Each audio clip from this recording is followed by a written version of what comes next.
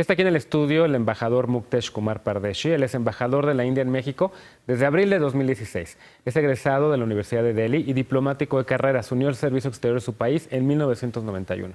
Previamente, en la década de los años 90, trabajó en la misión diplomática de la India en México como segundo y tercer secretario. Antes de su designación actual, el embajador Pardeshi fue director general de pasaportes de la India y ha desempeñado sus labores diplomáticas en Indonesia, Nepal, Colombia y en la misión permanente ante la Conferencia de Desarme en Ginebra, Suiza. Embajador Pardeshi, it's such a great honor to have you here. Thank you. Thank you. We were watching previously a little clip on the soft power of India and Bollywood. And one of the conclusions that my colleague who prepared that work was telling there was that India still hasn't developed its full potential in soft power. And I'm amazed because India, as that work was saying, India has this amazing film industry, and Indian culture is also global. Yoga comes from India. Mexico has a lot of people practicing yoga and the music and etc. What would be your advice for a country like Mexico to project more its soft power in the world? I would say both Mexico and India, we are blessed with huge cultural power, huge soft power, because we both have large civilizational tradition. We boast of a history spanning more than 2,000 years old. So we can promote tourism, we can promote our arts, culture, literature, and cuisine. In case of India, you are right, Bollywood has been one of the points of soft power. But during the last 2-3 years, we have been promoting yoga in a big manner. A few years back, yoga was declared as kind of intangible the heritage of the mankind. And 21st June is celebrated as International Day of Yoga. In Mexico, and I have traveled last June, we had Yoga Day in 4 places, Mexico, Guadalajara, San Miguel de Allende, and Durango. We received very good response. This year also, we are going to replicate in 5-6 places. I think Mexico also can replicate, can use its soft power. All over the world, Mexican food is known. Yeah. The Mexican tequila is known. People talk about, you have more than 30 UNESCO heritage sites. Yeah, so right. I think both are blessed with a soft power, and we can perhaps learn from each other how to promote soft power. A few years ago, there was a lot of talk about Brazil, Russia, India, China, and South Africa, the famous BRICS, in which some emerging powers, and now I would say that India and China are global powers, were part of it, and Mexico was excluded from it. Do you think that Mexico should be in that bloc as well, having more conversations and being part of the BRICS? The idea of BRICS was formulated by an economist, and they looked at the fastest, the big emerging economies of the world.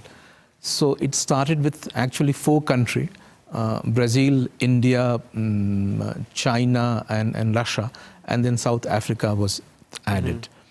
Of course, Mexico is part of G20.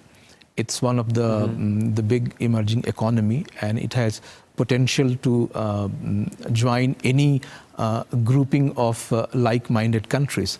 And as you know, Mexico is also part of another grouping within the G20 that's called MICTA group.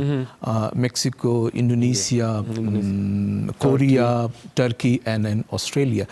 Ultimately, all these countries are part of G20, and they get an opportunity to participate in global decision and consultative process. I ask you that because Mexico is not very worried because of the renegotiation of the NAFTA agreement with the US and Canada, and many are saying that we should look overseas for new markets.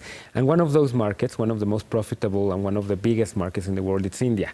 Do you think that Mexico and India should have a deeper commercial relationship? Surely. Is India interested in Mexico? Yes. Our bilateral trade is in the region of $6 billion. But there is ample opportunity to expand and diversify. As of now, we are importing largely crude oil from Mexico. From our side is IT, pharmaceuticals, textile, handicrafts, and other.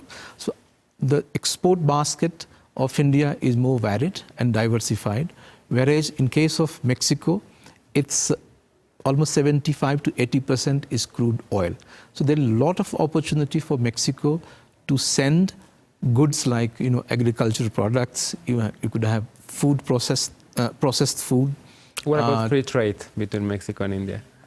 Well, can be looked at. I'm sure the trade officials from both sides can look at the possibility.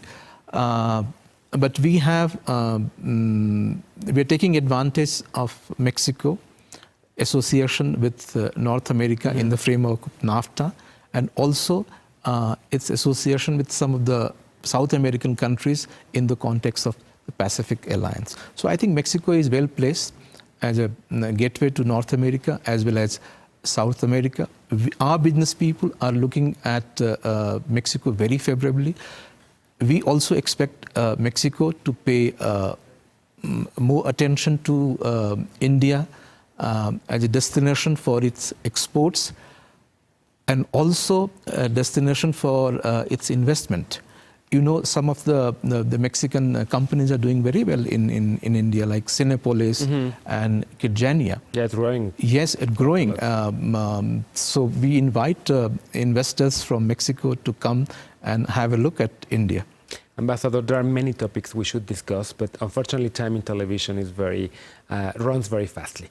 Please join me in another show to talk about India and China and the rest of the global agenda of India. It's been a pleasure having you here tonight. Thank you. I look forward to the next opportunity. Thank you. Sobre todo, gracias a ustedes por habernos acompañado esta noche en Foro Global. Soy Genaro Lozano, te invito para que continúes con la programación de Foro TV. Nos vemos por aquí mañana en punto de las 11 de la noche.